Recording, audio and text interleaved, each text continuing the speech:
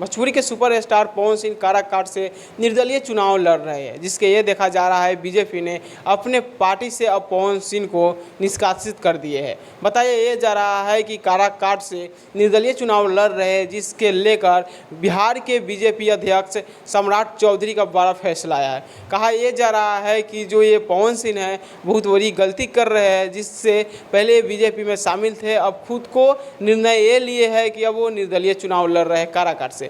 इसमें यह देखा जा रहा है काराकाट से एनडीए प्रत्याशी उपेंद्र कुशवाहा उतारे गए हैं, बीजेपी के द्वारा वहां उतारा गया है। अब ये देखा जा रहा है कि बीजेपी के द्वारा देखा जा रहा है कि अब पूरी तरह से सीधा टिकट काट दिया गया है पवन सिंह को। पवन सिंह के द्वारा ये कहा जा रहा है कि कोई फर्क नहीं पड़ रहा है हमें कि किसने हमें क्या कह रहा है। आपको बता दें कि इस तरह से जो टिकट कटा है पवन सिंह का, जिसमें पवन सिंह के द्वारा ये भी कहा जा रहा है कि टिकट कट गया है तो इससे कोई फर्क नहीं पड़ने वाला है हमें, हम सीधा यहाँ निर्दलीय चुनाव लड़ रहे हैं। निर्दलीय चुनाव को लेकर ये देखा जा रहा है पवन सिंह में कि वहाँ लाखों की संख्या में भीड़ लग रहा है। जब वो अपने रैली जनसभा कर रहे हैं तो बहुत ज़्यादा भीड़ लग रहा है। सीधा ये कहा गया है कि बिहार के बीजेपी अध्यक्ष सम्राट चौधरी का आदेश आया है, जिसमें सीधे निष्कासित कर दिया गया है बीजेपी के द्वारा पवन सिंह को।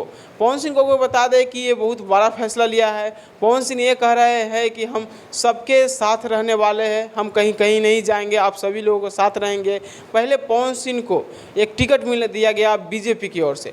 जो फर्स्ट में जब सूची जारी किया बीजेपी ने, उसमें पवन सिंह का लिस्ट में नाम आता है। वो भी बता दें कि बंगाल के आसनसोल से टिकट मिलता है उनको। आसनसोल से जब टिकट मिलता है तो बहुत ज़्यादा खुश होते हैं कि हम तो अब बीजेपी में शामिल हो गए, अब हमें टिकट मिल गया। पर ऐसा क्या होता है, पवन सिंह एक दिन भी नहीं बीतते हैं और कल होकर कहते हैं कि हम अब आसनसोल से नहीं लड़ सकते हैं। वहाँ हमारे कई ऐसे बातों के लेकर, गाना के लेकर, कई ऐसे विवादों के लेकर घिरे जा रहे थे, जिसके लेकर सीधे पवन सिंह ये निर्णय लेते हैं कि हम यहाँ से चुनाव नहीं लड़ेंगे। और वो चुनाव लड़ने के लिए सीधे बहुत बड़े अपनी उम्मीद लगाए हुए थे कि अगर हम जब भी चुनाव लड़ेंगे तो हम बिहार से ही लड़ेंगे।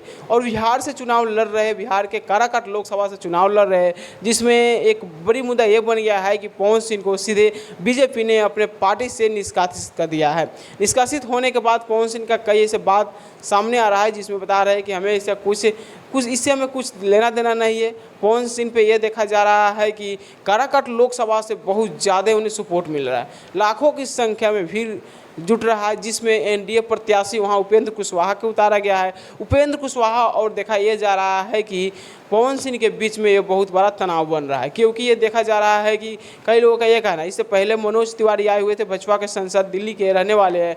ये बताया जा रहा था कि उन्होंने ये कहे थे कि हम पवन बाबू को भी समझाने को कोशिश करेंगे, पर ऐसा नहीं हुआ है। उन्होंने सीधा बता दें कि बहुत चर्चित आदमी जो है बिहार के माने जाने वाले, आपको बता दें कि मनीष कश्यप के नाम आया था। मनीष कश्यप उनके साथ चले जाते हैं, पर पवन सिंह नहीं जाते हैं और मनीष कश्यप जाकर बीजेपी में शामिल हो जाते हैं। बीजेपी में शामिल होने के लिए मनीष कश्यप कई ऐसे उतर नेता के लिए ही चुनाव लड़ रहे थे कि हम नेता बनेंगे, और नेता के लिए शामिल हो गए हैं, पर उन्हें अभी कोई ऐसा कहीं से भी चुनाव नहीं लड़ रहे हैं। आपको बता दें कि मनीष कश्यप पे भी कई ऐसे गरीब लोग बहुत ज़्यादा उम्मीद लगाए हुए थे, हर एक सब लोग से मिलना शुरू किए थे, पर मनीष कश्यप सबसे धोखाधड़ी करते हैं और सीधे जाकर बीजेपी से शामिल हो जाते हैं। पर पवन सिंह ऐसा नहीं करते। पवन सिंह किसी का भी बात नहीं मानते हैं कि अगर हम मैदान में उतर गए ही अकेले तो अकेले ही चुनाव लड़ेंगे, पर लड़ेंगे तो लड़ेंगे, जरूर लड़ेंगे। वो भी काराकाट से चुनाव लड़ रहे हैं, उन्हें बहुत ज़्यादा सपोर्ट मिल रहा है। आपका इस पर क्या राय विचार है, आप कमेंट करके जरूर बताइएगा। आप देख रहे थे जय श्री न्यूज़, मैं राजा कुमार।